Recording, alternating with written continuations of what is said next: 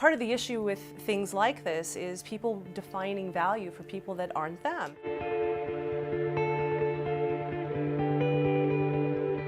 Hi, I'm Nick Gillespie with ReasonTV, and today we're talking with Courtney Balaker. She's the director of a forthcoming movie called Little Pink House, which is about the Kelo eminent domain decision from a few years back. Courtney, thanks for talking to us. Thanks for having me. Recap the story of Susette Kelo and her Little Pink House. Susette Kelo was a blue-collar, working-class woman studying to be a nurse in 1999, found a house that was broken down.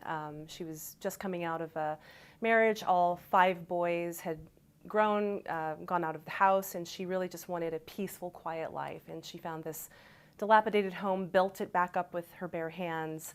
And the thing that was remarkable about it is it had a beautiful view of the Thames River in New London, Connecticut. And so she built it up, put furniture in it, and painted it pink.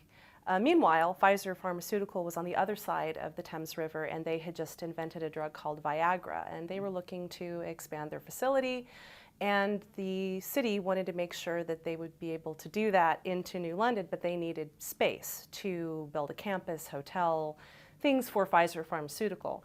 So the governor of Connecticut at the time, Governor John G. Rowland, made a very friendly environment in New London so that Pfizer would be able to acquire the land and use it for their space. Unfortunately, Susette Kelo's property was on one of the parcels of that land, and they meaning the city, Right. used eminent domain to make sure that she and her neighbors would be gone so that And Pfizer could develop. they kind of like, they declare the whole area blighted or whatever, and then they say, we're taking it through the power of eminent domain. Yeah. And then they just immediately were turning it over to a private developer. It was a little bit of a process, but Yeah. the word blight was used because in order to use eminent domain, you have to show, well, this area needs to be redeveloped, maybe it's dangerous.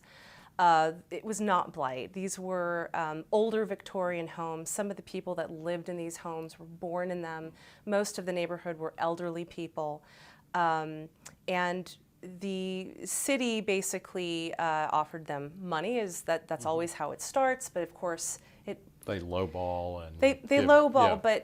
But the real issue is you can't define someone's value. I can't go up to you and say, look, I know what the market value of your house is. I'll give that to you. Well, that value could be way more than money. Maybe your grandfather built that house. Maybe this is your dream house that you've always wanted. What's the price tag on that? So part of the issue with things like this is people defining value for people that aren't them. Now, the case ended up going to the Supreme Court. Yes. And Susette Kelo did not win that case, right? She didn't. Susette Kelo fought all the way, and she did not want to be the face of eminent domain in this country. She wanted a quiet, peaceful existence. But she knew that what was happening was wrong, and so she stood up, and it went to the state Supreme Court first, and she actually did win on that, but they split the baby, as they said. Some of her neighbors would have to leave, while she and a few others could stay. And so she and a few others said, no, either we all stay or we all go. And then when they revisited that decision, they lost. And then it went up to the United States Supreme Court, where she lost again. So this is a classic David and Goliath story, or I don't know what the female version of David is, but it's Dolores versus Goliath. And what's interesting in Hollywood is that a lot of the times it's an agent of the government, a social worker or a teacher or a lawyer going against an evil corporation. So this kind of flips that a little bit, doesn't it? It does flip it a little bit. The agent in this case was the New London Development Committee, and they were basically an organization that was put in place by the government really to bring in a corporation like Pfizer so that they could redevelop it. It is a David and Goliath story because all of the powerful people, all the people with money and all of the people with connections and pull were in the driver's seat. And Susette Kelo didn't have piles of money, wasn't lawyered up in the beginning of this process. And so it really was a grassroots David and Goliath story when you look at Susette Kelo and what she did. Essentially what happened is Eminent domain was not used in its proper way. Eminent domain is typically used to expand roads, build hospitals, build schools. It's not used so that I can take from one private individual and give it to another private individual, which is essentially what happened. But there are certain Supreme Court justices who said, yes, but it was for the betterment of the community because it would create more tax revenue. And that also, it went across ideological lines. There were some conservatives and liberals in making the decision that, yeah, the government can take whatever property they want as long as it's, good for society or something. When the decision came out in 2005, it was a very, very close decision. It was a 4-5 decision.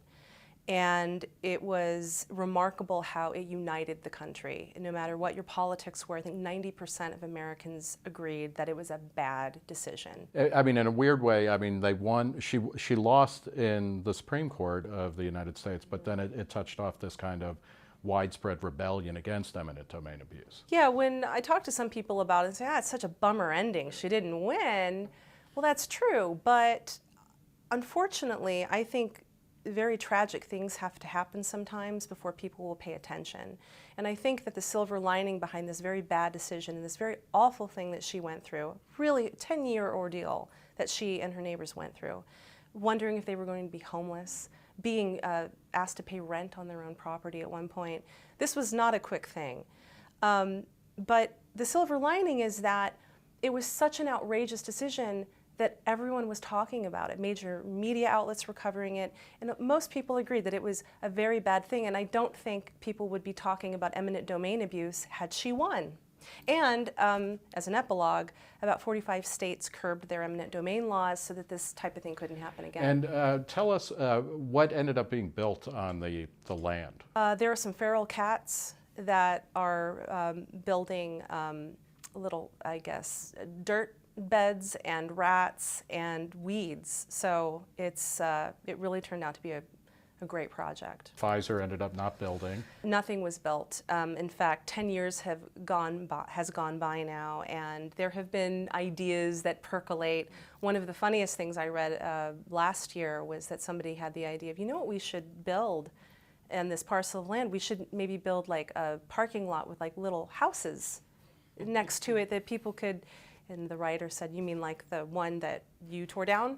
The little pink house? You start filming in the fall? Yes. Okay. So we are fully funded. We are greenlit film. Our production schedule is to shoot in September. And we're in the casting process now. And we are just so excited to get this movie made and out into the world. We want to entertain people. We want to tell Susette's story. But we also want to tell people what happened. Eminent domain abuse is still a problem. There are little pink houses all across the country. And so there's a social action campaign behind the film too, and we really want to put an end to what happened to Susette.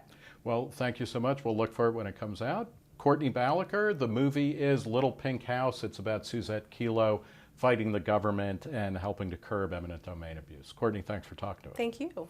For ReasonTV, I'm Nick Gillespie.